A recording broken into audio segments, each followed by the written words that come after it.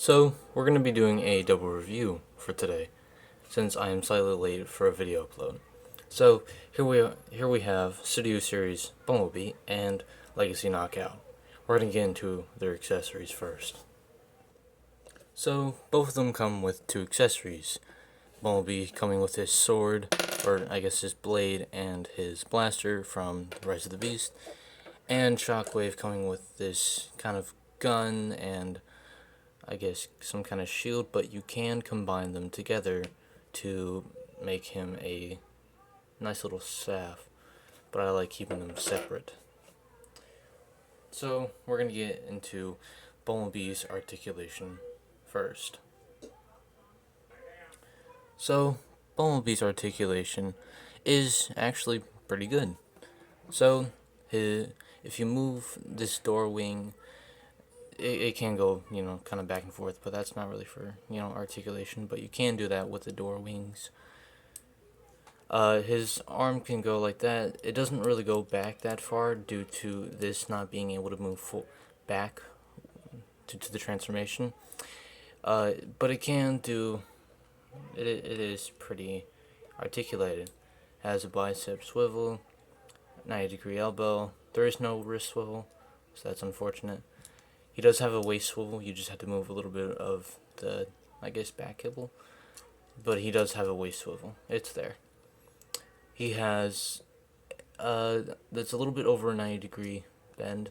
He has ankle, his foot can swivel 360, and it doesn't really go back, up or down.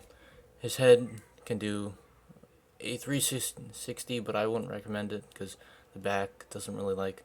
You can look up that far and down that far, so not really a whole lot, but the head is pretty articulated, so that's good. So for Legacy Knockout, his arms can do, he can go like up, he can basically make his arms spin all the way around. Shoulders can go out that far. He has a little bit over a 90-degree bend. His hand can go inwards, so I guess you can kind of pose it like that on his hip in a way. He has a waist swivel. You have to kind of hold the knee a little bit, but he has a 90-degree bend, but you can do a little bit further if you disengage the little tab that's in the knee. He has ankle pivot, and his foot can go down, but no up, so that's not really useful if it's going down. His head can go a little up and a little down. It can do 360, yeah, but again, I don't recommend doing full 360. You can kind of move the back kibble to do a full waist swivel, but you have to move the full back kibble to do so.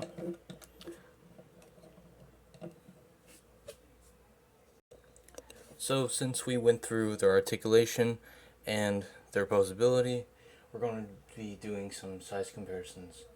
So here we have Legacy Kickback, my recent review, Legacy Scrapbook, Legacy Bulkhead, War for Cybertron Optimus Prime, and Legacy G-Axis, which he is partially in frame for all of them. So now that we did size comparisons, we're going to be getting into transformations. So first we're going to start off with Bumblebee. So Bumblebee's transformation is pretty good. So first you want to take the foot, or I guess kind of the calf, and open it up with that tab there. You want to rotate the foot to the side and kind of hinge it into itself while also rotating this to the side. There's a little tab there that'll go into that little slot there. So you want to collapse it into itself and bend the knee like this.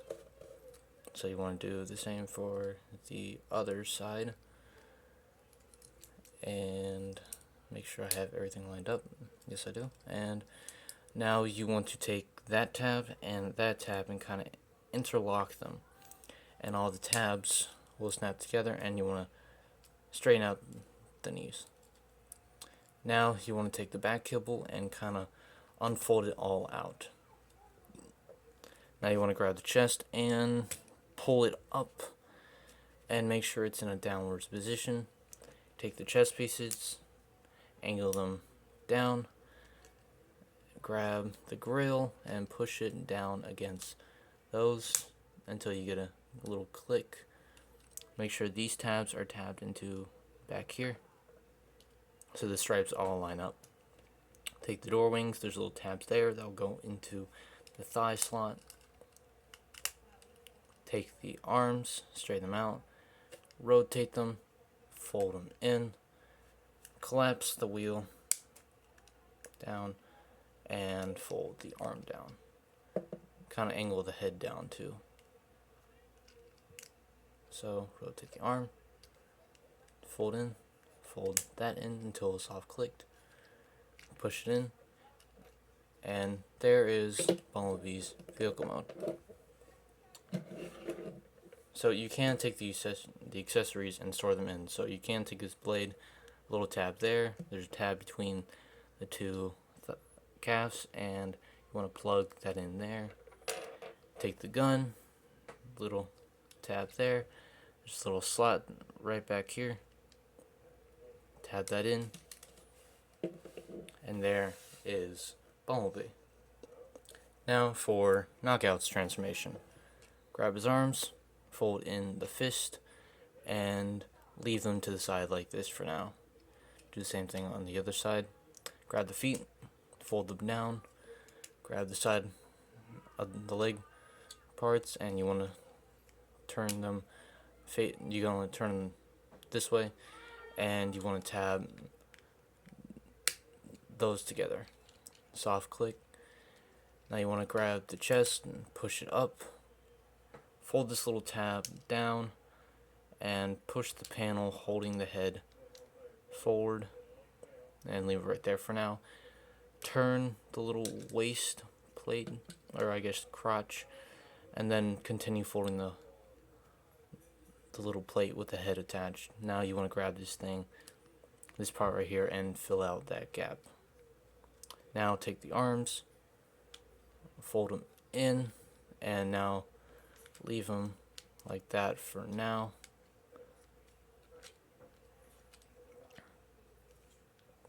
Straighten out the head. Make sure everything's nicely tabbed in. And then start unfolding all the back kibble for the back of the vehicle mode. Disengage the tabs for the knees and collapse the legs in like that.